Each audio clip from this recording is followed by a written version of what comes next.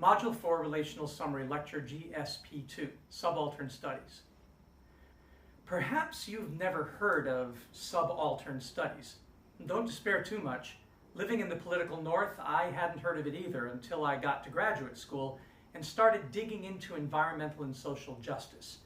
We aren't really supposed to engage in subaltern studies if we want to keep the profit by exploitation machine going, right? They explain a lot, however, and they started in the political South. Let's turn to Wiki to get an idea of this movement and its power to inform. The Subaltern Studies Group, SSG, or Subaltern Studies Collective, is a group of South Asian scholars interested in the post-colonial and post-imperial societies. The term subaltern studies, is sometimes also applied more broadly to others who share many of their views, and they are often considered to be, quote, exemplary of post-colonial studies, and as one of the most influential movements in their field. Their anti-essentialist approach is one of history from below, focused more on what happens among the masses at the base levels of society than among the elite, end quote.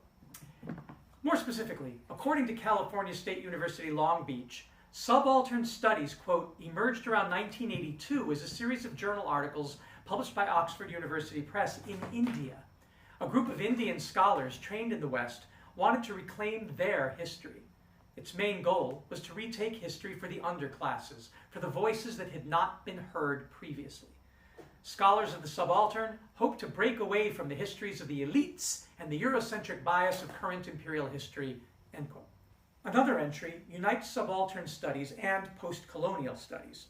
Quote, in post-colonial studies and in critical theory, the term subaltern designates and identifies the colonial populations who are socially, politically, and geographically excluded from the hierarchy of power of an imperial colony and from the metropolitan homeland of an empire.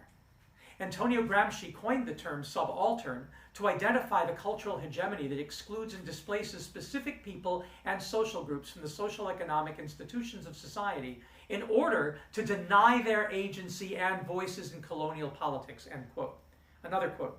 The term subaltern and subaltern studies entered the vocabulary of post-colonial studies through the works of subaltern studies groups of historians who explored their political actor role of the men and women who constitute the mass population, rather than re-explore the political actor roles of the social and economic elites in the history of India, end quote. So of course you haven't heard of it. Maybe you've heard the term hegemony, leadership or dominance, especially by one country or social group over others. And maybe you understand how cultural hegemony can exclude people from a conversation or from being considered when policies are being made.